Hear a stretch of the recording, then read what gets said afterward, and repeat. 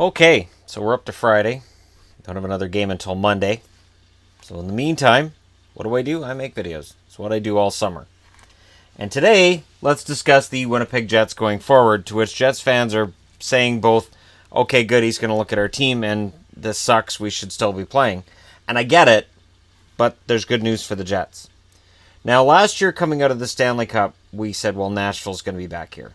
And they're not.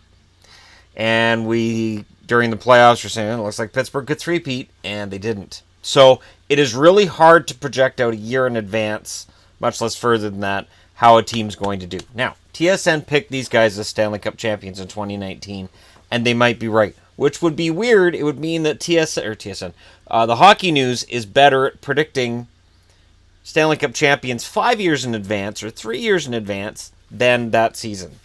Because every year I get the Hockey News yearbook, every year they pick a Stanley Cup winner, and every year they're wrong. So that's kind of funny. I think they've been right once or twice out of... I need to go through all the hockey annuals and point it out. And again, I've been wrong too, so it's entertaining. But if they're right about the Jets in 2019, that would look kind of weird.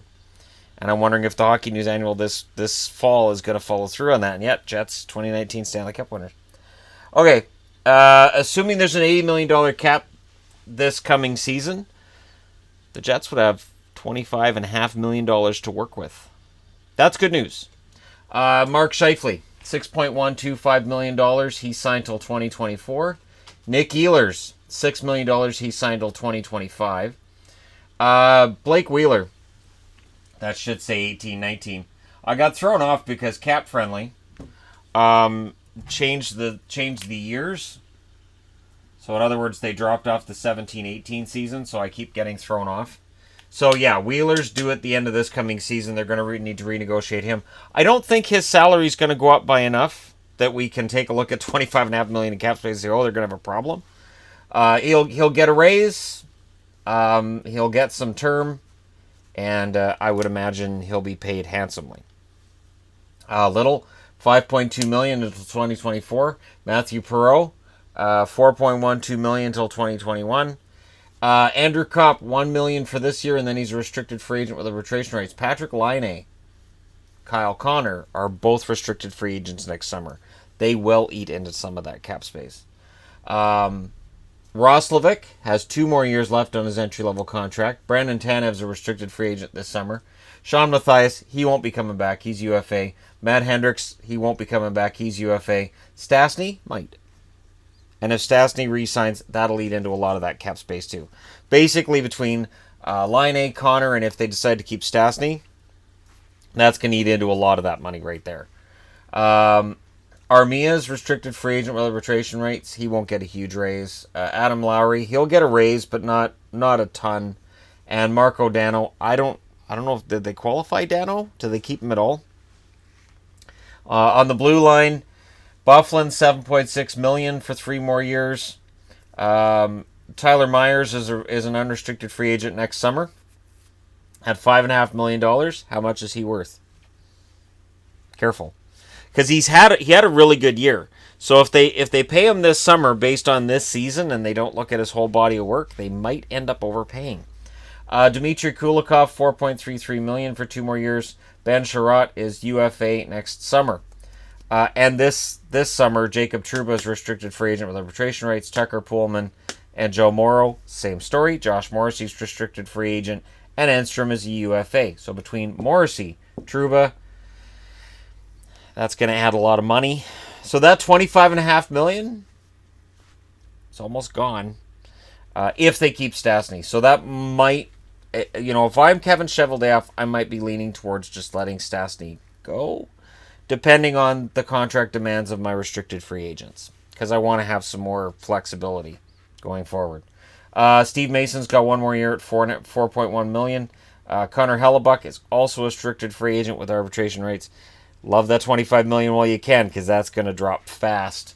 Hutchinson's UFA. So Hellebuck's an interesting story too, and it's basically the same as I said with Tyler Myers, just pumped up a little bit. So Myers had a good season after some iffy ones, and now Connor Hellebuck had a fantastic season after kind of miserable results last year. And it's going to be interesting to see how much money he gets this year.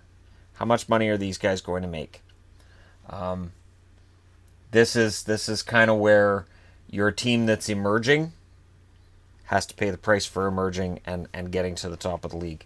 A lot of these guys are going to get paid money, and then next summer, Laine and Connor are going to get paid too. So what you pay Hellebuck, Trouba, Morrissey, and potentially Stastny this summer could decide what happens next summer with Laine and Connor, and then with others on the roster, should they decide that they're too close to the cap. It's going to be very interesting.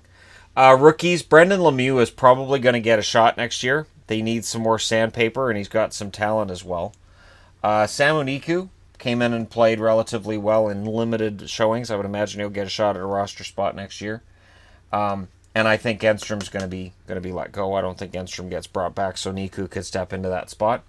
Nick Patan is an RFA this summer. What are they going to do with him? Eric Comrie's RFA this summer as well. Do you keep him around because Hutchinson's expiring? Hutchinson's expiring. So without Hutchison as the number 3, Comrie probably gets re-signed as the number 3. Last year's first-rounder winger Vesalainen, he's still unsigned. So they may give him his entry-level contract within the next few weeks. Logan Stanley is one that Jets fans are going to ask me about constantly, so I've thrown him up here because he's going to get asked about. With his size, I would imagine he'll spend most of the season next year in the American League, but he could definitely have a shot to getting some time with the Jets. This is a really solid roster, and as long as Kevin Cheveldayoff doesn't overpay, as long as he doesn't overvalue this season and undervalue what happened before this season, they're in pretty good shape. You guys ever do like a timer? You guys have like some kind of a pool somewhere on how long it's going to take before I flick the marker out of my hand or drop it all together? That'd be interesting. I'm taking dibs on. I haven't seen it in Discord. Doesn't mean it doesn't exist. Anyways, yeah, the Jets are in pretty good shape as long as they manage the cap well from here. And that's where it gets tricky, is when that success means the players are worth more, and it means you have to pay them more to keep them and keep that team together, and eventually you end up bumping up against the cap. So this space, it's not going to last, but look at that. If the cap's $80 million this coming season, you got 25.5 to work with. We'll probably hear where the cap's going to be next year, I would think within the next couple of weeks, because they want managers to know what they're dealing with well before July 1st. So we'll probably know. It's May 25th today, so I'll go ahead and guess that at the end of the Stanley Cup final, they'll announce what the cap's going to be before the draft so that teams know who they want to buy out, what money they have to deal with, and start working on extending people. So let me know your thoughts in the comment section below. Don't forget to hit like and subscribe if you're browsing your way through. You just happened upon this video, and thank you guys so much for watching. I'll talk to you again soon.